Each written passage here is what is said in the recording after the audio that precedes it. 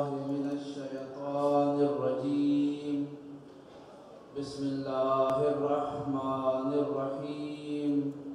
الحمد لله الذي هدانا لهذا وما كنا لنهتدي لولا أن هدانا الله. لقد جاءت رسل ربنا بالحق. الصلاة والسلام على أشرف الأنبياء والمرسلين حبيب إله العالمين أبي القاسم محمد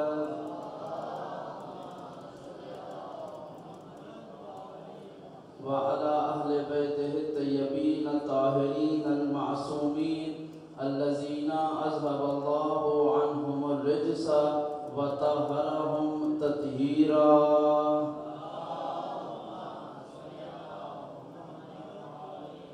واللعنة الدائمة على أعدائهم أجمعين من يوم عداوتهم إلى قيام يوم الدين.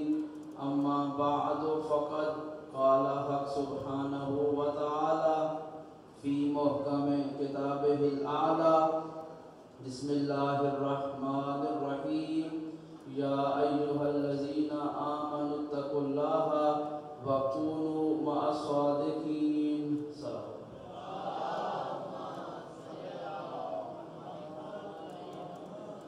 محترم اور مکرم سامعین کرام، برادران ذی وقار، خانان ذی شان، السلام علیکم ورحمۃ اللہ وبرکاتہ.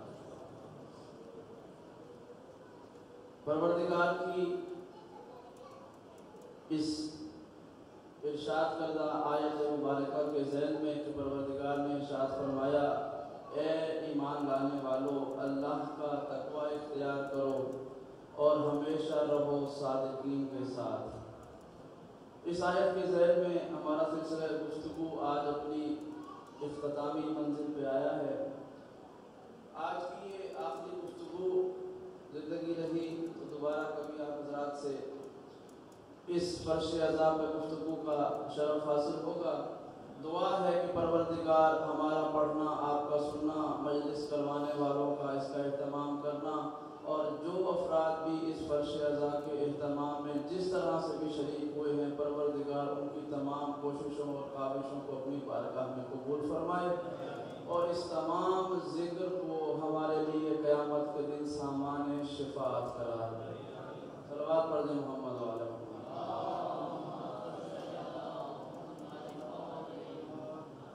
پروردگار نے ارشاد فرمایا حدیث قدسی میں کہ اے میرے حبیب، کنت کنزا مخفیا، میں چھپا ہوا خزانہ تھا.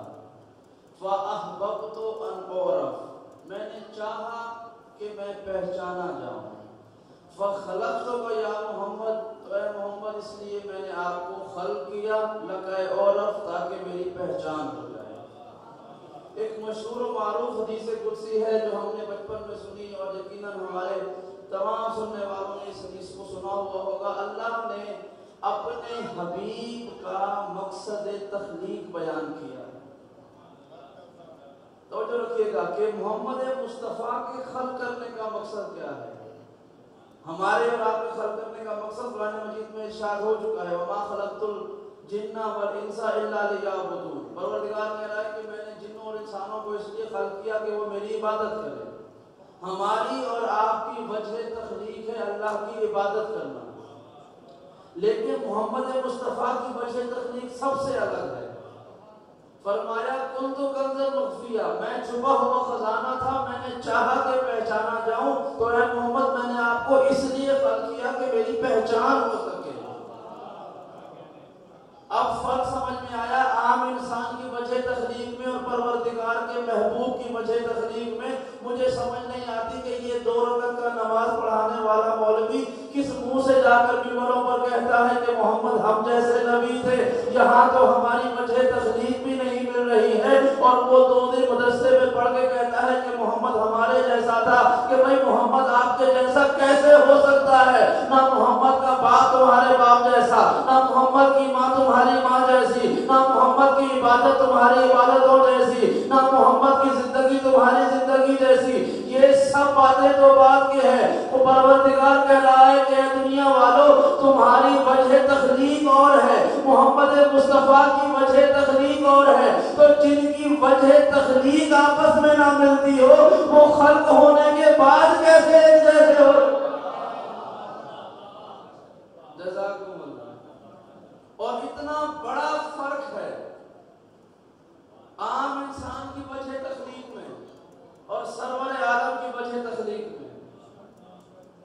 جتنے بھی انسان زمین پر ہیں سب کے لیے کلیہ قاعدہ ہے کہ آپ کو خلق کیا جنوں اور انسانوں کو پروردگار نے اپنی عبادت کے لیے، الا لیعبدون، کسی اور کام کے لیے خلق نہیں کیا سوائے یہ کہ اللہ کی عبادت کرے۔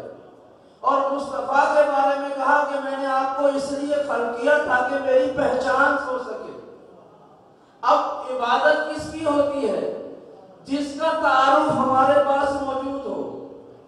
ہم پروردگار کا تعارف رکھتے ہیں، قل هو اللہ احد، یہ پروردگار کا تعارف ہے کہ اللہ ایک ہے، وہ ہر ایک سے بے نیاز ہے۔ یہ تعارف ہمارے پاس کس نے پہنچایا؟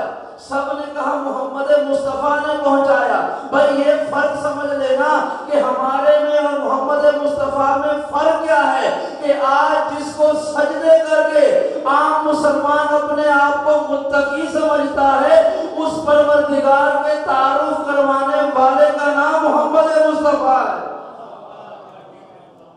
جزاکم اللہ، جزاکم اللہ۔ اب جملہ سنیے، پروردگار نے فرمایا میں چھپا ہوا خزانہ تھا، میں چھپا ہوا خزانہ تھا، میں نے چاہا کہ پہچانا جاؤ۔ پروردگار نے اپنے آپ کو خزانے سے تشبیہ دی ہے۔ توجہ کے ساتھ یہ مثال سن لیجیے، پروردگار نے اپنے آپ کو خزانے سے تشبیہ دی ہے۔ یہاں جتنے بھی افراد تشریف فرما ہیں، جتنے مرد بیٹھے ہوئے ہیں وہ میری بات سمجھیں گے، اور جو پردے میں میری مائیں بہنیں بیٹھی ہیں وہ زیادہ سمجھیں کہ کسی کے پاس اگر تھوڑا سا سونا ہو نا، تھوڑا سا سونا زیور ہو، 5-10 تولے کا سونا ہو، تو وہ کوشش کرتا ہے کہ اسے گھر کے محفوظ ترین حصے میں رکھے۔ توجہ کے ساتھ، کیوں؟ کوئی بھی کہے گا کہ بھائی یہ زندگی بھر کی کمائی ہے، تھوڑا ہی صحیح لیکن میرے لیے خزانہ ہے۔ بے شک تھوڑا ہوگا لیکن جس کا ہے اس کے لیے خزانہ ہے، لہذا وہ کوشش کرتا ہے کہ جہاں پر رکھے وہ سب سے محفوظ ترین حصہ ہو، اور اس کی حفاظت کا اہتمام بھی کرتا ہے کہ کہیں کوئی باہر والا اس کو چرا کے نہ لے جائے۔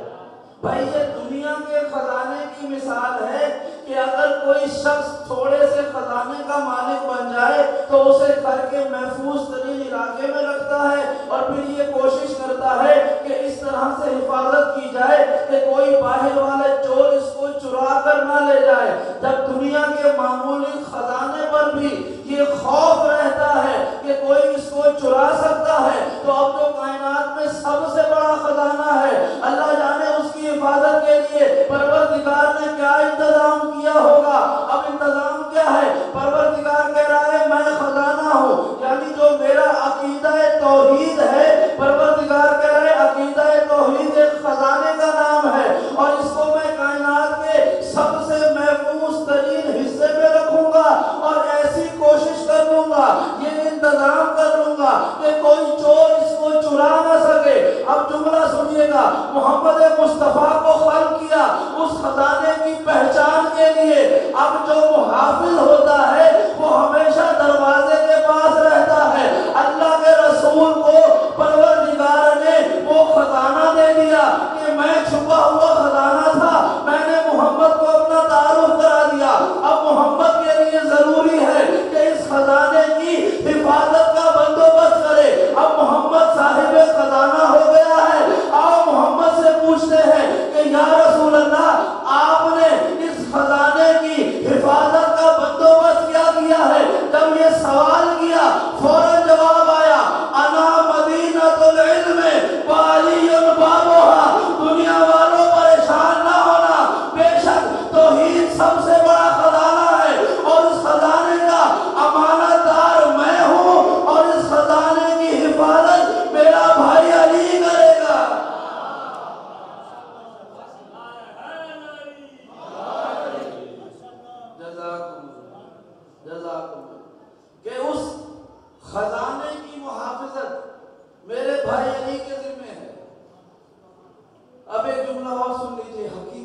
مبنی، حقیقت پر مبنی جملہ سرور عالم سے لے کر آج کے زمانے تک تقریباً 310 یا 315 نام جو شاید اب تک میرے پاس پہنچے ہیں، وہ لوگ تھے کہ جنہوں نے نبوت کا جھوٹا دعویٰ کیا۔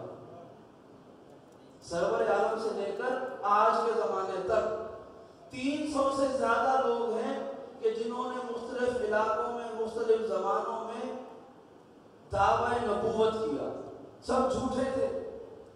اور لطف کی بات میں نے جملہ کہا کہ کیسے محافظت ہو رہی ہے دین کی، ان 300 جھوٹے انبیاء میں سے کوئی ایک بھی علی ولی اللہ پڑھنے والا نہیں ہے۔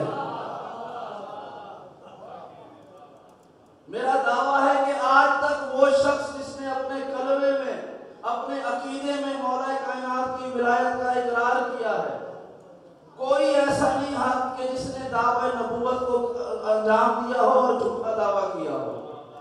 کوئی جھوٹا نبی علی ولی اللہ پڑھنے والا نہیں تھا۔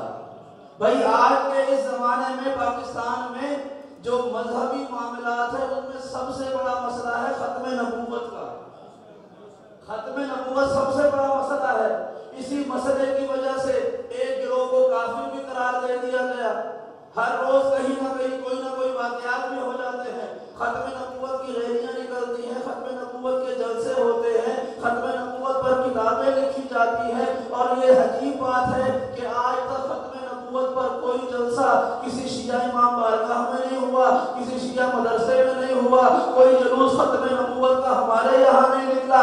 اس کی وجہ کیا ہے؟ بھائی اس کی وجہ یہ ہے کہ جنہوں نے اپنے خزانے کے باہر سے مولا کائنات کو ہٹا دیا، جس نے محافظت کرنے والے علی کو ہٹا دیا، انہیں پتا ہے کہ اب دروازے پر کوئی محافظ نہیں ہے، کوئی بھی چور داخل ہو سکتا ہے۔ ہم نے اپنے کلمے میں اللہ کی وحدانیت کے بعد محمد مصطفیٰ کی نبوت کا کلمہ پڑھا، اور نبوت کے کلمے کے بعد مولا کائنات کی ولایت کا کلمہ پڑھ کے بتا دیا کہ ہم نے محمد مصطفیٰ کے آ کر چلے جانے کے بعد نبوت کے اختتام پر ایمان رکھ لیا۔ اب ہمارا ایمان علی کی ولایت پر ہے۔ اب جو علی کو چھوڑ رہے ہیں ان کے گھروں میں آج تک نبوت کے چور داخل ہوتے ہیں، اور جنہوں نے نبوت کے بعد ولایت کا کلمہ پڑھا ان کے بچے بھی بتاتے ہیں کہ قیامت کا دن آ جائے گا، ہمارے عقیدے پر کوئی حملہ نہیں ہو سکتا۔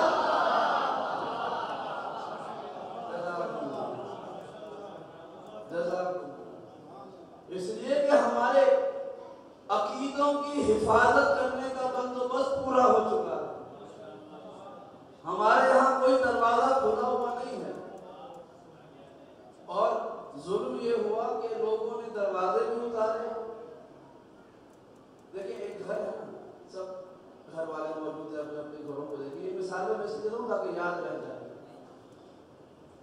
دروازہ بند ہونا اگر، اور ایک شخص کو پتا ہو کہ اس گھر کے اندر خزانہ رکھا ہوا، یہ مثال دے رہا ہوں، ایک گھر کے اندر خزانہ ہو اور چوروں کو معلوم ہو جائے کہ خزانہ موجود ہے، لیکن دروازہ اتنا مضبوط ہے کہ اس کو توڑ نہیں سکتے، دروازے کے ذریعے داخل نہیں ہو سکتے، لیکن چور کی فطرت یہ ہے کہ وہ سوچتا رہتا ہے کہ کس طرح سے اپنے مقصد کو پورا کرے۔ تو لیکن جب دروازے سے مایوس ہو جاتا ہے تو پھر وہ چور راستے تیار کرتا ہے، کبھی کھڑکی کے ذریعے جائے گا، کبھی کوشش کرے گا کہ میں چھت کے ذریعے چلا جاؤں۔ اگر کھڑکیاں کمزور ہوں گی تو چور داخل ہو جائے گا، چھتیں کمزور ہوگی تو چور داخل ہو جائیں گے، کیونکہ چوروں کو پتا ہے اگر دروازے سے مایوسی ہو گئی تو ہمارے پاس چھتیں اور کھڑکیاں موجود ہیں۔ اسی لیے تو یہی وجہ ہے جن لوگوں نے اگر دروازے پہ بیٹھے ہوئے محافظ کو بھی مانا، لیکن انہوں نے بھی چوروں کے لیے راستے بنا دیے، کوئی کھڑکی کے ذریعے داخل ہو رہا ہے،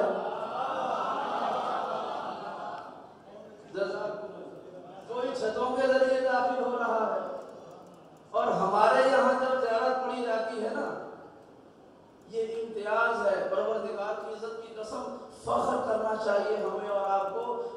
پروردگار نے ہمیں کن ہستیوں کا ماننے والا بنایا ہے؟ مولا کائنات کی جب زیارت پڑھی جاتی ہے نا، زیارت امین اللہ، مولا کائنات کا لقب ہے امین اللہ۔ السلام علیکہ یا امین اللہ فی ارضہ وحجتہ علی عبادہ، اے اللہ کی امانت کے امانت دار، آپ پر ہمارا سلام۔ مولا کے حرم میں یہ زیارت لکھی ہوئی ہے، السلام علیکہ یا امین اللہ فی ارضہ، اے زمین پر اللہ کے امانت دار۔ اور زیارت پڑھتے رہیں، اے مولا کائنات کی زیارت پڑھنے والے جو ہم زیارت پڑھتے ہیں تو یہ لفظ اس میں آتے ہیں، السلام علیکہ یا امین اللہ فی ارضہ وحجتہ علی عبادہ۔ زیارت پڑھتے جائیں ایک جملہ آتا ہے، السلام علیکہ یا باب اللہ منہ یوتا، اے اللہ کے وہ دروازے جس کے ذریعے اللہ عطا کرتا ہے۔ زیارت کے لفظ ہے، حرم میں رکھی ہوئی ہے، اے اللہ کے وہ دروازے جس کے ذریعے اللہ عطا کرتا ہے۔ اب ایک جملہ سنیے پھر بات کو آگے بڑھاتا ہوں۔ ہمیں لوگوں نے کافی مثال دے رہا ہوں، مثال سمجھیے گا۔ میں پاکستان میں آیا، کسی کو نہیں جانتا، یہ مثال ہے، وہ کہ پاکستان میرا گھر ہے، لیکن سمجھانے کے لیے کہہ رہا ہوں۔ یہ میں یہاں پر آیا، اجنبی تھا، کسی کو نہیں جانتا تھا۔ ہمارے دور دراز کے دوست نکل آئے، انہوں نے کہا کہ بھائی ہمارا گھر حاضر ہے، آپ 2-4 دن یہاں پر مہمان بن جائیے۔ میں ان کے گھر پہ مہمان ہو گیا۔ صبح دروازے پہ دستک ہوئی، میں نے اٹھ کے دروازہ کھول دیا۔ جب دروازہ کھولا تو سامنے فقیر کھڑا ہوا۔ اس فقیر نے جب دروازہ کھلتے ہوئے دیکھا تو اس نے فوراً سے سوال کر لیا۔ اب فقیر نے یہ نہیں پوچھا کہ یہ گھر کس کا ہے، بھائی توجہ کے ساتھ، فقیر نے یہ نہیں کہا کہ آپ یہاں گھر کے مالک ہیں یا مہمان آئے ہیں۔ اس نے یہ نہیں پوچھا کہ یہ گھر کس کا ہے، مجھے مالک سے ملنا ہے، چونکہ اس کا کام ہے مانگنا۔ جب دروازہ کھلا اس نے مانگا، جب اس نے مانگا، اب میرا ظرف یہ تھا کہ میں نے اسے یہ نہیں کہا کہ یہ میرا گھر نہیں ہے، میں تو خود یہاں پر مہمان ہوں، جس کا گھر ہے اس سے مانگنا نہیں، وہ مانگنے کے لیے آیا تھا اور میرا ظرف یہ تھا کہ جو مانگنے والا آیا ہے میں اسے دے دوں، یہ نہ دیکھوں میں کہاں پہ کھڑا ہوا ہوں، یہ نہ دیکھوں کہ یہ گھر کس کا ہے۔ پھر وہی فقیر اگلے دن مجھے ایک چوک میں مل گیا، اسے میرا چہرہ یاد ہو گیا، اس نے پھر مجھ سے مانگ لیا، میں نے پھر اس کو دے دیا۔ اس نے جا کے اپنے باقی لوگوں سے کہا کہ اس شخص کا چہرہ یاد کر لو، کہ تمہیں جب کبھی نظر آئے اس سے سوال کر لینا، یہ دے دیتا ہے۔ اب ان سب کو یہ اس بات سے غرض نہیں تھا کہ میں رہتا کہاں پر ہوں، میری اصل کہاں پر ہے، میں یہاں کب تک کے لیے آیا ہوں، کب واپس چلا جاؤں گا۔ ان کا غرض اور مقصد یہ تھا کہ وہ جب مجھے دیکھیں مجھ سے سوال کر لے، اور میرا ظرف یہ تھا کہ جب وہ مجھے سوال کریں میں انہیں عطا کر دوں۔ بھائی دنیا یہ کہتی ہے کہ تم یا علی کیوں کہتے ہو، اللہ سے کیوں نہیں مانگتے؟ بھائی جب ہمیں کہا گیا کہ اللہ سے مانگو تو ہم بھی اللہ سے مانگنے اللہ کے گھر چلے گئے۔ ہم نے جا کر کعبے کے دروازے پہ دستک دی کہ پروردگار تجھ سے مانگنے کے لیے آئے ہیں۔ دروازہ کھلا لیکن اللہ تو نظر نہیں آیا۔ فاطمہ بنت اسد ہاتھوں پہ علی کو لیے ہوئے تھی، ہم نے نہیں پوچھا کہ یہ گھر کس کا ہے اور تم کون ہو، ہم مانگنے والے تھے، ہم نے سوال کر دیا، علی نے عطا کر دیا۔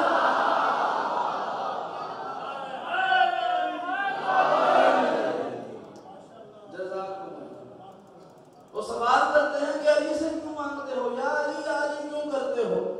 بھائی ہم تو گئے تھے کعبے میں مانگنے، کعبے کا دروازہ کھلا تو اللہ تو سامنے نہیں آیا، اب جو سامنے آیا ہم نے اس کا چہرہ بھی یاد کر لیا، اس کا نام بھی یاد کر لیا، اب ہمیں وہ کعبے میں ملے ہم تب بھی اسی سے سوال کرتے ہیں، ہمیں مسجد میں ملے تب بھی اس سے مانگتے ہیں، ہمیں گھر میں ملے تب بھی اس سے مانگتے ہیں، ہمیں سفر میں نظر آئے تب بھی اس سے مانگتے ہیں۔ اور وہ اتنا بڑا کریم ہے، کبھی اس نے یہ نہیں کہا کہ وہ گھر میرا نہیں تھا تم کیوں مجھ سے مانگتے ہو، اس لیے کہ وہ ذات کا کریم ہے، وہ مانگنے والے سے پلٹ کر پوچھتا نہیں ہے کہ تم میرے بارے میں کیا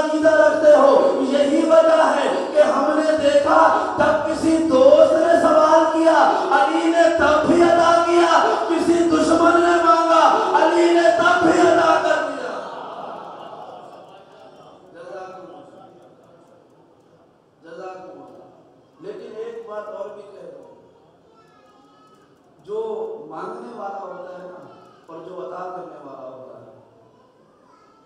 اگر ایک شخص مجھے سڑک پر مانگتا ہوا نظر آ جائے اور میں اس کو کچھ دے دوں، اس کا مطلب یہ نہیں ہے کہ وہ میرا دوست بن گیا ہے. بھائی توجہ کے ساتھ، اگر کوئی کچھ سوال کرے اور میں اسے دے دوں، اس کا مطلب یہ نہیں ہے کہ وہ میرا دوست بن گیا ہے. یہ تو میرے ظرف کی بات ہے کہ اگر میں نہ دوں تو لوگ کہیں گے کہ بھائی اتنا بڑا نام لکھواتے ہیں اور مانگنے والے کو خالی بھیج دیتے ہیں. اور یہ مثال ہر ایک کی ہو سکتی ہے. آپ بھی جب گاڑیوں میں جاتے ہوں گے، ٹریفک سگنل پہ رکتے ہیں، لوگ مانگنے والے آ جاتے ہیں. آپ یہ سوال نہیں کرتے کہ تمہارا عقیدہ کیا ہے، مسلمان ہو یا نہیں ہو، مومن ہو یا نہیں ہو، کلمہ سناؤ، اپنی اذان سناؤ، اپنی اقامت سناؤ. نہیں کہتے. کیوں؟ کیونکہ اس کا کام ہے مانگنا اور آپ کا کام ہے عطا کرنا. اس کا مطلب یہ نہیں ہے کہ آپ کا عقیدہ اس کے والا ہو گیا ہے یا آپ کا تعلق اس سے قائم ہو گیا ہے. وہ اپنا کام کر رہا ہے، آپ اپنے ظرف کے مطابق اپنا کام انجام دے رہے ہیں. بھائی فرعون سے بڑا کوئی دشمن خدا نہیں تھا کہ جس نے سینکڑوں بچوں کو قتل کروا دیا اس لیے کہ موسیٰ نہ پیدا ہو سکے. نمرود سے بڑا کوئی دشمن خدا نہیں ہوگا جس نے جناب ابراہیم کو آگ میں ڈال دیا. اور بھی 2-3 ایسے بڑے بڑے دشمن خدا آئے ہیں، لیکن تاریخ یہ کہتی ہے کہ پروردگار نے جب فرعون نے دعوی خدائی کیا تو پروردگار نے اس کا رزق بند نہیں کیا. اسے کھانا بھی دیتا رہا، اسے پانی بھی دیتا رہا، اس کی سانس بھی چلتی رہی. وہ بچوں کو مارتا رہا کہ اللہ کا نبی نہ آ جائے، اور اللہ اتنا رحیم ہے کہ اس کو نوازتا رہا. یہاں نمرود نے حضرت ابراہیم کو آگ میں ڈال دیا اور ابراہیم کی ایک خواہش کرنے لگا کہ یہ جل کے مر جائے. ابراہیم آگ میں جا رہے ہیں لیکن پروردگار نمرود کی سانس نہیں بند کر رہا، اس کا دل بند نہیں کر رہا. اس کی سانس بھی چل رہی ہے، اس کا دل بھی چل رہا ہے، اسے رزق بھی مل رہا ہے. اور جب فتح مکہ ہوا، ابو سفیان سامنے آیا. اللہ کے رسول نے کہا سب کو عام معافی ہے، کوئی میرے پاس آ جائے اسے بھی معافی ہے، کوئی کعبے میں چلا جائے اسے بھی معافی ہے، یہاں تک کہ کوئی ابو سفیان کے گھر بھی چلا جائے اسے بھی معافی ہے. اور اسی طرح کا ایک موقع اور آیا کہ جب مسجد نبوی میں منبر پہ بیٹھا ہوا ایک شخص ایک اسلامی مسئلے میں پھنس گیا اور علی نے آ کے اس کی مدد کی. اس نے اعتراف کیا کہ اگر آج علی نہ ہوتے تو میں ہلاک ہو جاتا. بھائی اگر اللہ نے نمرود اور فرعون کا رزق بند نہیں کیا تو یہ فرعون کے ساتھ دوستی نہیں ہے بلکہ پروردگار کا ظرف ہے کہ وہ رحمان و رحیم ہے. پروردگار نے فرعون کو رزق دے کر دنیا کو یہ بتایا کہ رحمان و رحیم کیسا ہوتا ہے.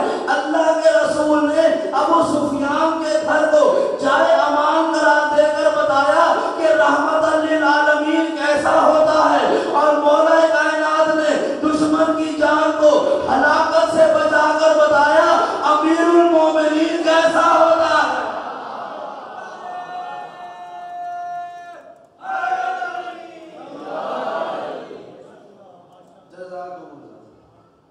اب کوئی اتنا بہادر مسلمان دکھاؤ کہ جو کہے کہ اللہ نے ابراہیم کے دشمن کو فوراً نہیں مارا.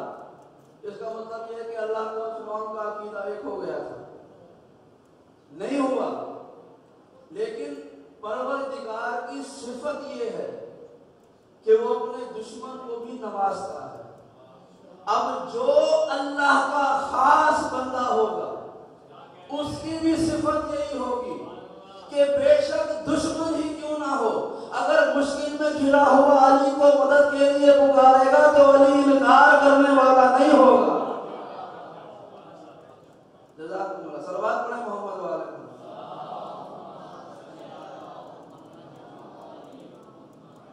یہ تو علی والوں کی نشانی ہے. اور ہمارے یہاں طریقہ اور رواج یہ ہے کہ جب ہم کسی سے گفتگو کرتے ہیں نا، کسی سے بات کرتے ہیں، روزمرہ زندگی کی مثال ہے، آپ کا چہرہ میری طرف ہے، میرا چہرہ آپ کی طرف ہے. جب ہم نماز پڑھتے ہیں تو ایسا نہیں ہوتا. ہم سب کے چہرے ایک ہی طرف ہوتے ہیں. کیوں؟ اس لیے کہ نماز میں گفتگو آپس میں نہیں ہو رہی ہوتی، توجہ ہے نا، آپس میں گفتگو نہیں ہو رہی ہوتی، اس لیے چہرے ایک سمت میں ہوتے ہیں، لیکن یہاں پر آپس میں گفتگو ہو رہی ہے، اس لیے میں آپ کو دیکھ رہا ہوں، آپ مجھے دیکھ رہے ہیں، اور میں چاہتا یہ ہوں کہ مائک کیوں لگا ہوا ہے؟ اس لیے لگا ہوا ہے تاکہ میری آواز آپ کے کانوں میں پہنچ جائے۔ کیوں؟ اس لیے کہ میں چاہتا ہوں میری بات آپ سنیں، آپ کو جب بات سنانی ہے تو اہتمام بھی ایسا ہوگا کہ میری بات آپ تک صحیح معنوں میں پہنچے، مکمل پہنچے، اس لیے جو بھی طریقہ ہوگا، جو بھی وسیلہ ہوگا میں اختیار کروں گا تاکہ میری بات آپ کے کانوں میں صحیح طریقے سے پہنچ جائے۔ یعنی بات کرنے کا اصول یہ ہے اور تہذیب یہ ہے کہ آواز کانوں میں صحیح پہنچے اور نگاہیں چہرے پہ رہے۔ اب ایک صاحب، ایک معتبر انسان بیٹھا ہو، میں اس کی طرف یوں دیکھ کے بات کروں کہ بات یہاں کر رہا ہوں اور چہرہ ادھر ہو، سب کہیں گے بڑا بدتمیز آدمی ہے، اس کو بات کرنے کی تمیز نہیں ہے۔ ایسا ہی ہے نا، روزمرہ زندگی کی بات ہے کہ اگر جس سے بات کرنی ہے چہرہ بھی اسی کو دیکھتے ہیں اور کوشش کرتے ہیں بات بھی اس تک پہنچ جائے۔ ایک شخص سامنے کھڑا ہو اور ہم اس سے بات کرنا چاہیں لیکن اتنی آہستہ بات کریں کہ ہماری آواز اس تک پہنچ ہی نہ سکے تو اسے اذیت ہوگی، وہ کہے گا دوبارہ کہو، ذرا اونچی آواز میں کہو۔ کیوں؟ اس لیے کہ تمہاری آواز میری سماعتوں تک پہنچ نہیں رہی ہے۔ اب ہم نے بات کرنی تھی اللہ سے، توجہ ہے نا، ہم نے بات کرنی تھی اللہ سے۔ اللہ نے کہا کہ تم مجھ سے بات کرو، بتاؤ کیا چاہتے ہو۔ اب ہم اپنی فطرت کو سامنے رکھتے ہوئے یہ کوشش کرتے ہیں کہ ہماری بات اللہ کی سماعت تک پہنچے، اللہ کے کانوں تک پہنچے۔ کان کو عربی میں کہتے ہیں اذن، اور ہم جہاں بات پہنچانا چاہتے ہیں وہ ہے اذن اللہ۔ بھائی ہم چاہتے ہیں ہماری بات اللہ کے بارگاہ میں پہنچے تو پوری تمیز اور تہذیب کے ساتھ پہنچے۔ ہم چاہتے ہیں پروردگار کی سماعتوں تک ہماری بات چلی جائے۔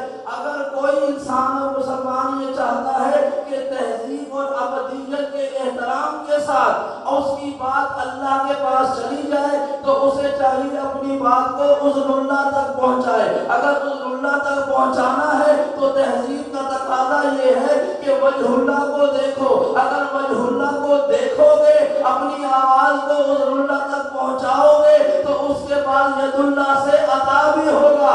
لیکن اگر کسی نے وجہ اللہ سے منہ کو موڑ لیا تو پھر اس کو شیطان تو عطا کر سکتا ہے، رحمان عطا نہیں کرے گا۔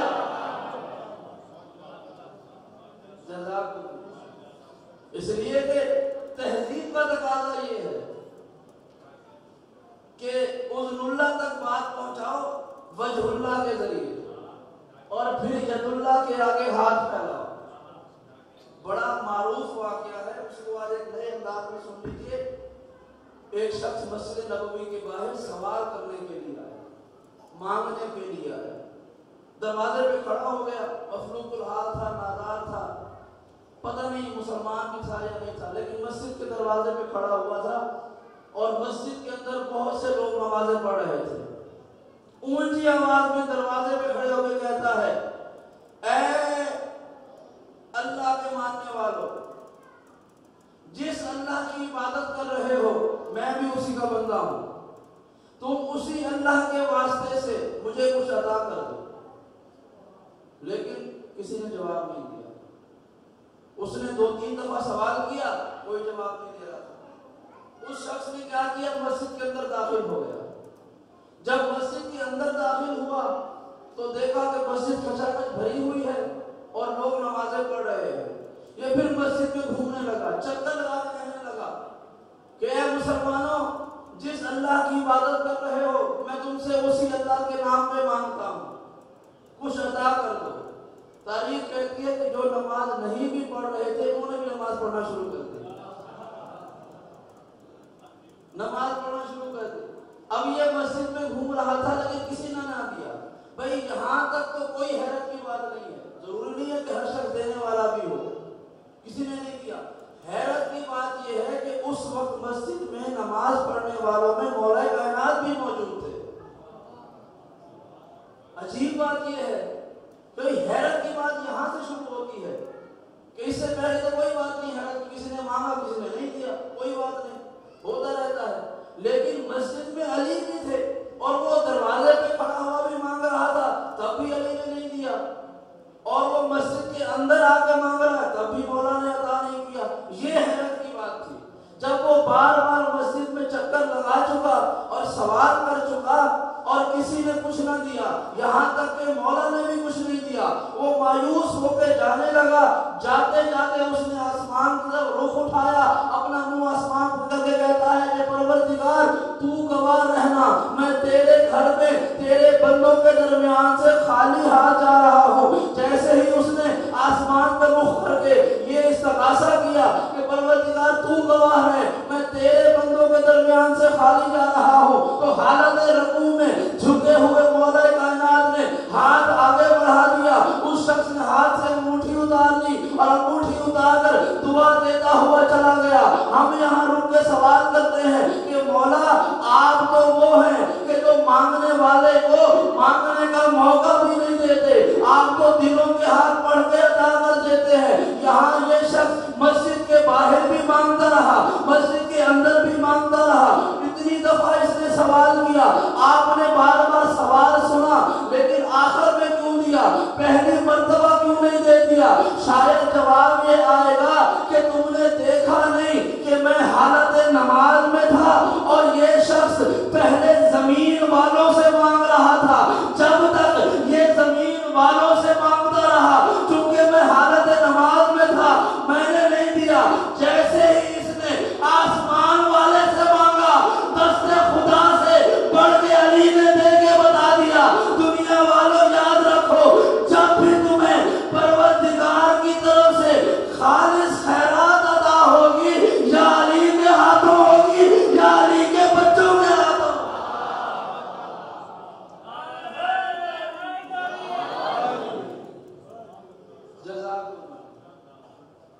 جزاکم اللہ. یا علی کے ہاتھوں ہوگی یا علی کی اولاد کے ہاتھوں ہوگی. اچھا ایک جملہ اور بھی سن لیجیے. جب یہ واقعہ زبان پہ آ گیا تھا، میرا سلسلہ نسب ملتا ہے مولا کائنات کے صحابی حضرت میثم عمار سے. میرا شجرہ میں حضرت میثم عمار کی اولاد میں سے، اور میثم عمار کا تعارف کس کے پاس نہیں؟ سب جانتے ہیں میثم، کیونکہ میثم وہ ہیں کہ جنہوں نے کائنات میں بڑا منفرد کام کیا اور دنیا والوں کو ہمیشہ کے لیے ایک پیغام دے دیا کہ دنیا والے سمجھتے ہیں کہ عقیدے کا بیان صرف زبان سے ہوتا ہے.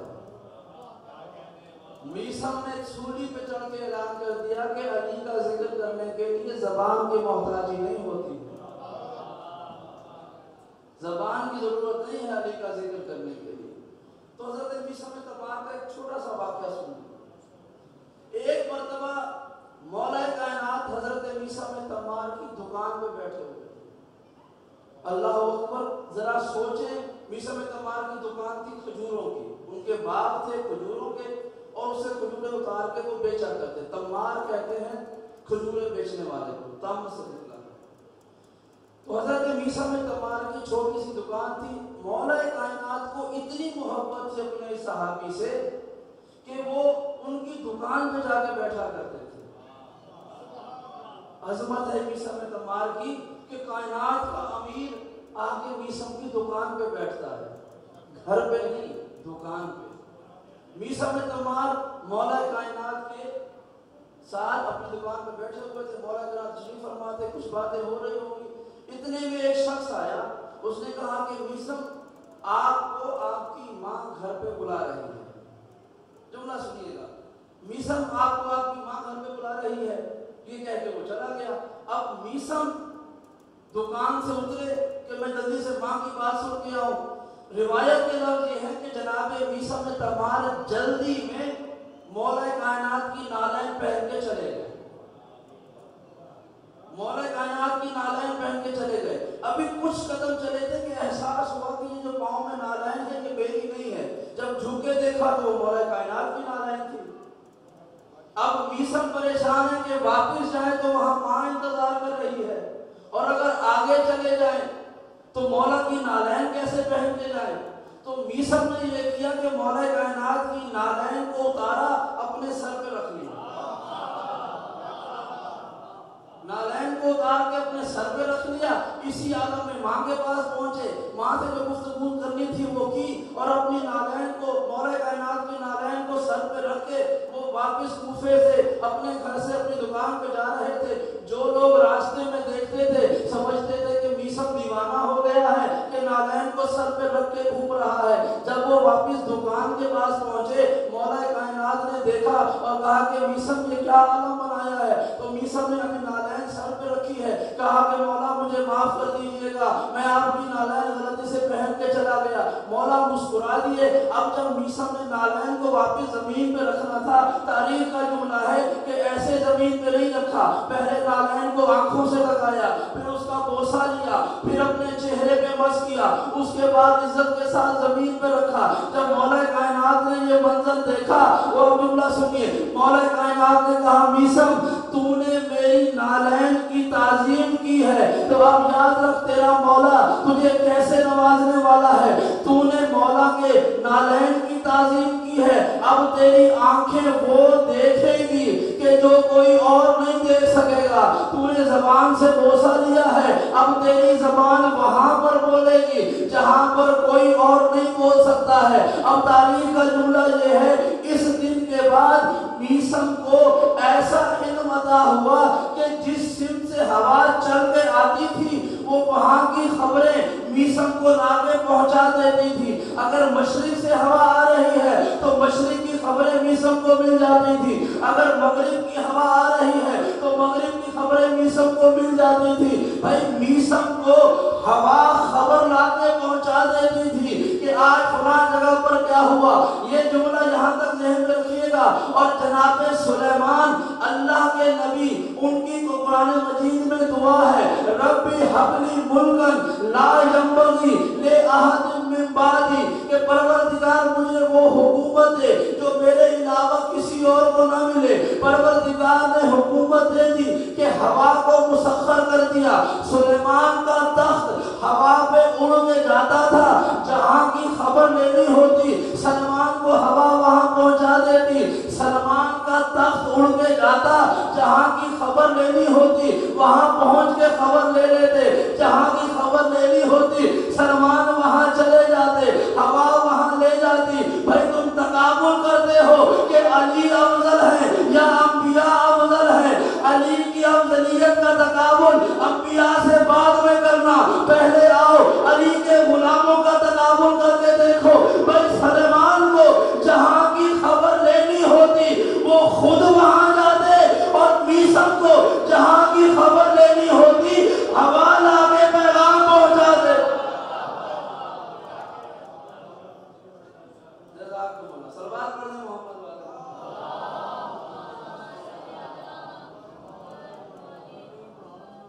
جزاکم اللہ۔ تو سلمان کو جہاں کی خبر لینی ہوتی خود جانا پڑتا، اور میسم کو نالین حیدر کے احترام کی جزا یہ ملی کہ ہوا خود پیامبر بن کے آ جاتی تھی۔ ابھی جناب سلیمان کا واقعہ اس لیے میں نے بیان کرنا تھا کہ یہ حکومت کا راز ہے جناب سلیمان کی۔ جناب سلیمان کی حکومت کا راز ایک انگوٹھی میں بند تھا۔ تاریخ یہ کہتی ہے کہ جناب سلیمان نے جب یہ دعا مانگی، ربی حبلی ملکن لا ینبغی لأحد من بعدی، ایسی حکومت دے جو میرے علاوہ کسی اور کو نہ ملے، تو اللہ نے ایک انگوٹھی انہیں عطا کی۔ انگوٹھی عطا کر کے کہا کہ سلیمان جب کبھی یہ انگوٹھی آپ اپنے ہاتھوں میں پہنیں گے، حکومت آپ کے آپ کے تابع ہو جائے گی، جن آپ کے تابع ہو جائیں گے، اور جتنے پرندے ہیں یہ آپ کے تابع ہو جائیں گے، حیوان آپ کے تابع ہو جائیں گے، یہ تمام جن و انس کی بولیاں آپ سمجھ لیں گے، جتنے بھی پرندے اور حیوان ہیں سب کی زبانیں جان لیں گے، ان کی زبانوں میں بات بھی کر لیں گے، ہوائیں آپ کے مسخر ہو جائیں گی۔ یہ ساری کائنات کو مسخر کر کے اس انگوٹھی میں دے دیا، اور انگوٹھی جناب سلیمان کو دے دی۔ کہا سلیمان جب تک یہ انگوٹھی آپ کے ہاتھ میں ہے حکومت آپ کے پاس رہے گی، آپ انگوٹھی کو اتار دیں گے یہ سب تصویر شدہ چیزیں آپ کے حکومت سے نکل جائیں گی، حکومت हुकूमत खत्म हो जाएगी। यानी पूरी कायनात की हुकूमत की ताकत परवरदिगार ने अंगूठी में रख दी और वो अंगूठी जनाब सुलेमान को दे दी। क्यों? इसलिए कि सुलेमान ने दुआ मांगी थी। मासूम की दुआ है, परवरदिगार रद्द नहीं करता। दुआ में मांगी हुकूमत दे, परवरदिगार ने कायनात की हुकूमत दे दी अंगूठी में बंद करके। कहा जाता है कि ये अंगूठी अंबिया का तबर्रुक बनती रही, इम्तियाज नबी बनती रही, उसके बाद तबर्रुकात इमामत में ये सबसे पहले मौला कायनात के पास आ गई। और जब मस्जिद नबवी में ये सवाल करने वाला साइल आया, अली के हाथ में वही अंगूठी थी कि जिसमें पूरी कायनात की हुकूमत थी। अली हालत रुकू में झुके हुए थे, मांगने वाले ने सवाल किया, अली ने हाथ आगे बढ़ा के वो अंगूठी दे दी। भाई फर्क ये है अली में और अल्लाह के नबी में कि वो हुकूमत के जिसे अल्लाह के नबी दुआओं में मांगते हैं, अली हालत रुकू में खैरात में दे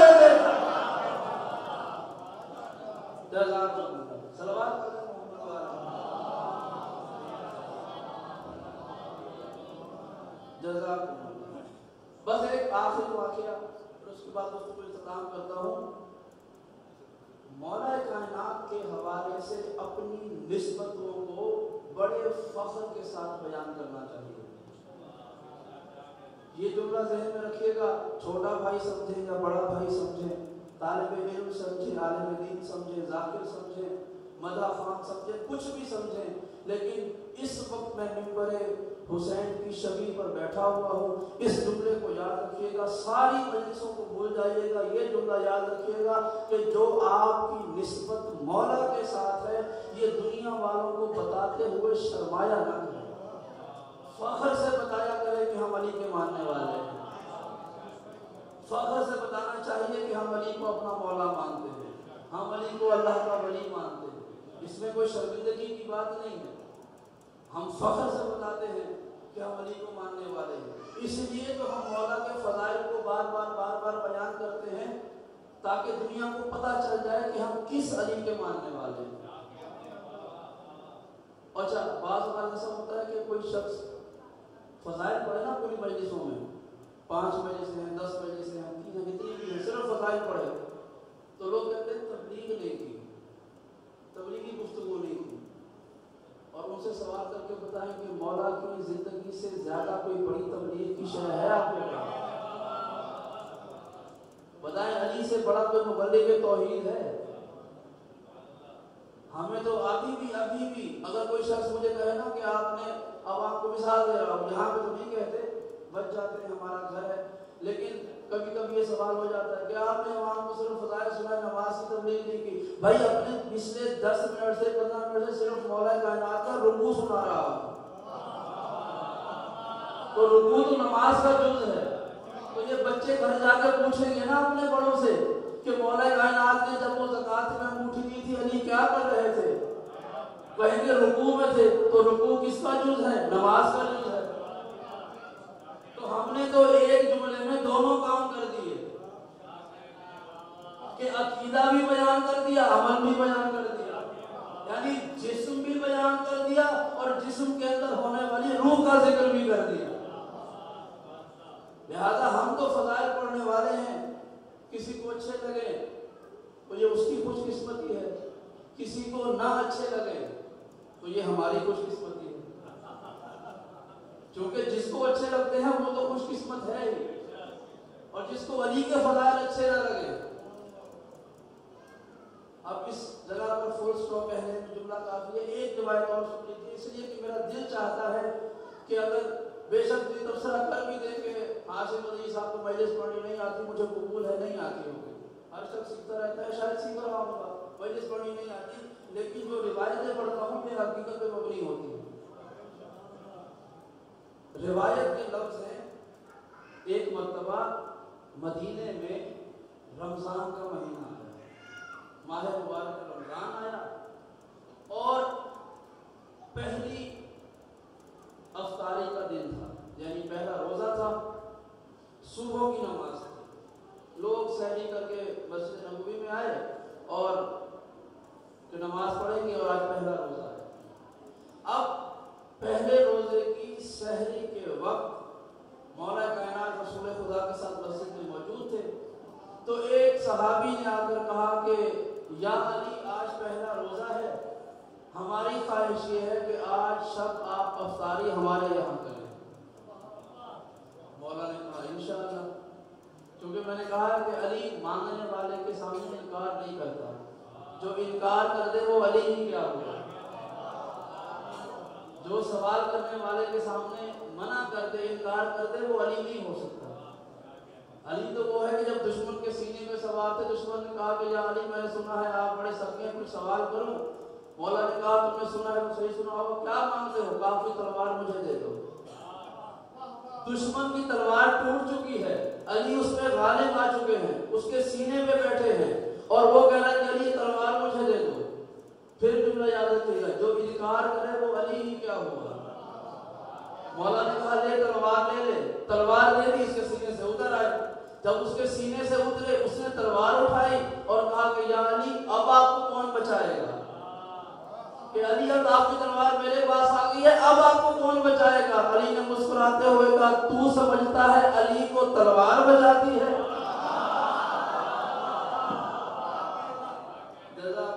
تو علی تو وہ ہے کہ جو میدان میں اپنے زیر آنے والے اپنے مغلوب دشمن کو بھی اپنا ہتھیار دے دیتا ہے۔ اب ایک مومن علی کا صحابی علی کا چاہنے والا کہہ رہا ہے کہ یا علی آج رات کو آپ نے روزہ میرے ساتھ افطار کرنا ہے۔ علی نے کہا انشاءاللہ میں آ جاؤں۔ کچھ لمحہ گزرا تھا، ایک اور صحابی آ گیا، یا علی آج رات کو آپ کا روزہ ہمارے یہاں افطار کرنا ہے۔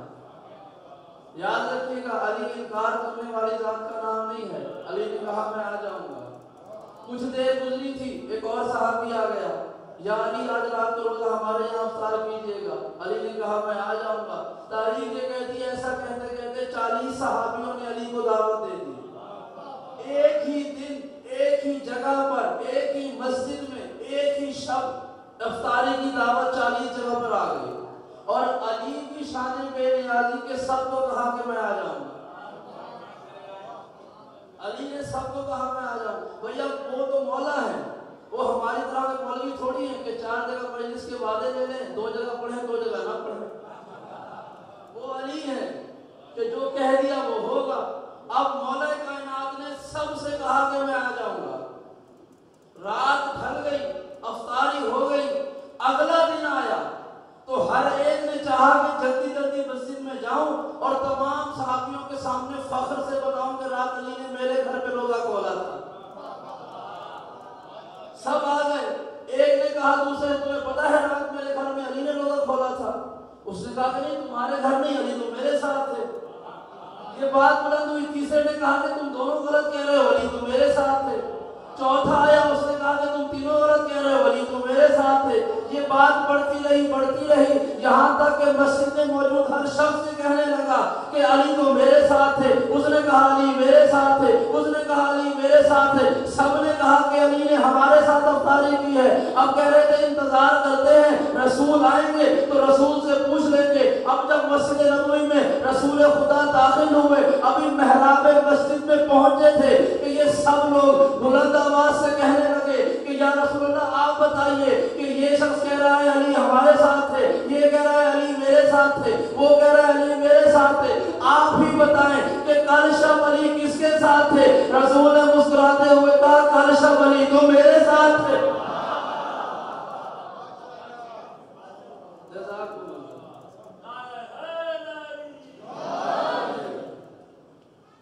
اس لیے کہ علی اس ذات کا نام ہے۔ یہ اس جملے پہ اعتراض بہت ہوتے ہیں کہ یہ کیسے ہو سکتا ہے، یہ کیسے ہو سکتا ہے کہ علی ایک وقت میں فلاں جگہ پر پہنچ جائے۔ پاکستان میں ایک شخص گناہ کرتا ہے اور اس سے پوچھا نا تم نے یہ گناہ کیوں کیا؟ وہ کہتا ہے شیطان نے بہکا دیا تھا۔ عین اسی لمحے ہندوستان میں ایک شخص گناہ کرتا ہے، اس سے پوچھتے ہیں بھائی تم نے یہ گناہ کیوں کیا؟ وہ کہتا ہے شیطان نے بہکا دیا تھا۔ عین اسی وقت افریقہ میں گناہ ہوتا ہے، کہا تم نے کیوں کیا؟ کہا شیطان نے بہکا دیا تھا۔ اب دنیا کے سارے شہروں کے سارے علاقوں میں کوئی نہ کوئی گناہگار تو ہوگا، کوئی نہ کوئی گناہ تو کر رہا ہے۔ آپ جا کے اس سے پوچھتے تم نے یہ گناہ کیوں کیا؟ سب کا جواب یہ ہو کہ شیطان نے بہکا دیا تھا۔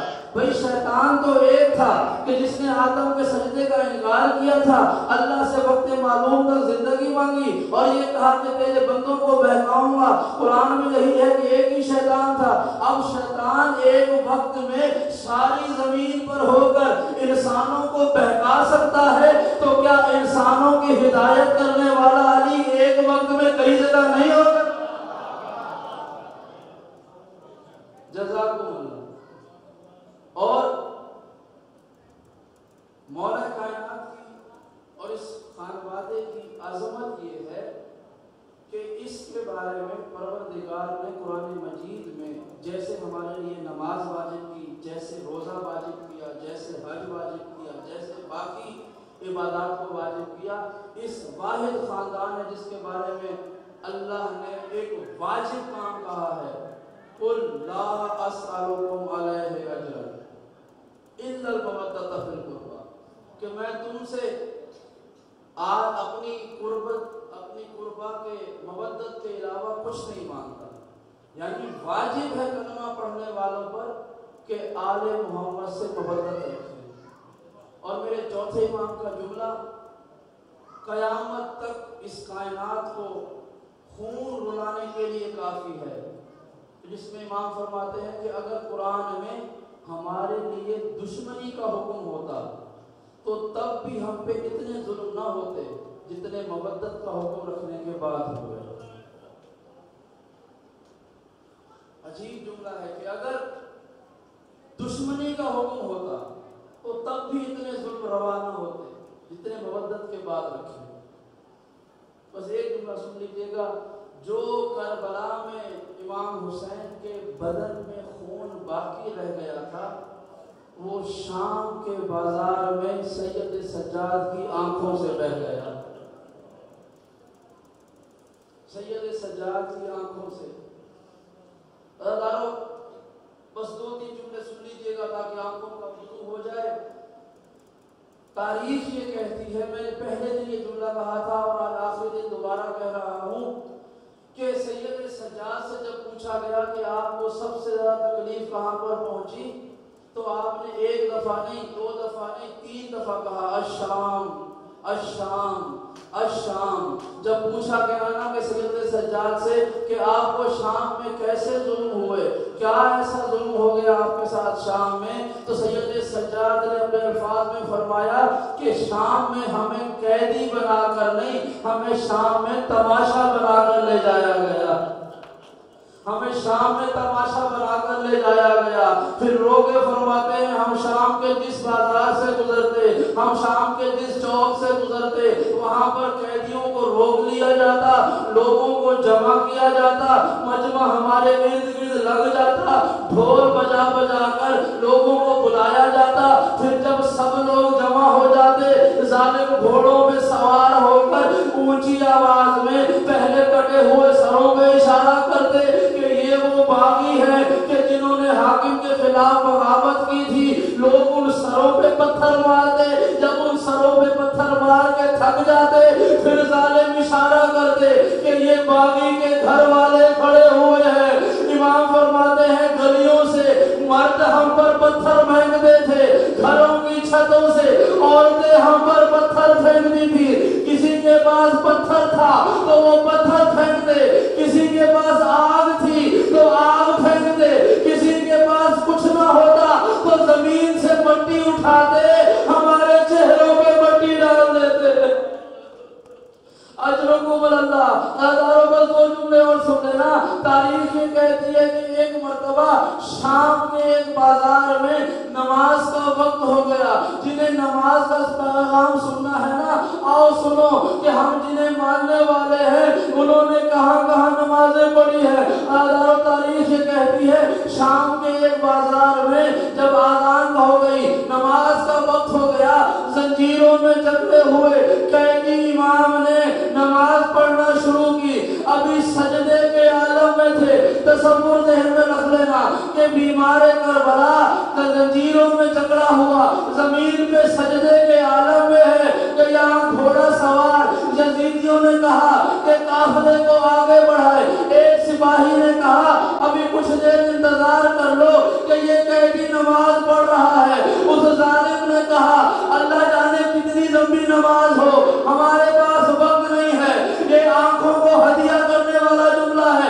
تاریخ کہتی ہے وہ ظالم گھوڑے پر بیٹھ کے آگے آیا، سید سجاد سجدے کے عالم میں تھے، بیمار کربلا کی گردن میں پڑی ہوئی زنجیر میں ہاتھ ڈالا اور گھوڑے کو دوڑانے لگا۔ میرے چوتھے امام فرماتے ہیں کہ جب میں نے سجدے میں سر رکھا تو میں کسی اور جگہ پر تھا، جب میں نے سر اٹھایا میں کسی اور جگہ جا چکا۔ اجرکم اللہ، وہ ساری زمین سید سجاد کے خون سے رنگین ہو گئی۔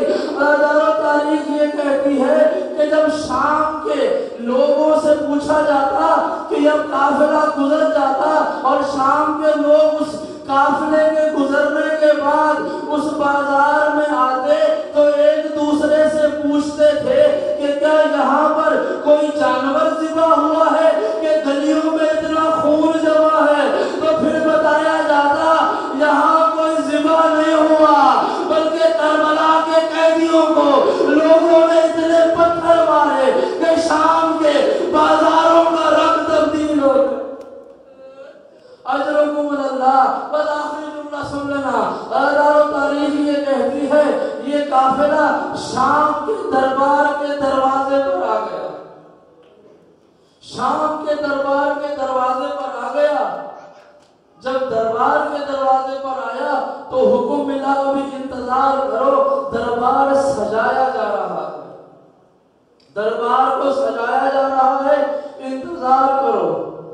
تاریخ یہ کہتی ہے کہ دربار کے دروازے پر علی کی بیٹیاں 36 گھنٹے تک انتظار کرتی رہی کہ کب یہ دروازہ کھلے گا اور کب اس کے اندر داخل ہوں گے۔ بس آخری جملہ سن لینا، تاریخ یہ کہتی ہے کہ جناب زینب جب مدینے سے چلی تھی نا تو حضرت عبداللہ نے یہ جملہ کہا تھا کہ اے بی بی یہ اون و محمد میں صدقہ بنا کے دے رہا ہوں۔ تو سارے سفر میں مدینے سے لے کے کربلا اور کربلا سے لے کے شام تک جناب زینب نے کسی موقع پر اون و محمد کو یاد نہیں کیا۔ اور یہ جملہ ذہن میں رکھنا کہ کسی جگہ پر جناب زینب نے اون و محمد کو یاد نہیں کیا، لیکن جب شام کے دروازے پر کھڑے ہوئے کئی گھنٹے گزر گئے نا، ایک شامی مجمع کو چیرتا ہوا اس قیدیوں کے پاس آیا، اس کے ہاتھ میں ایک پتھر تھا،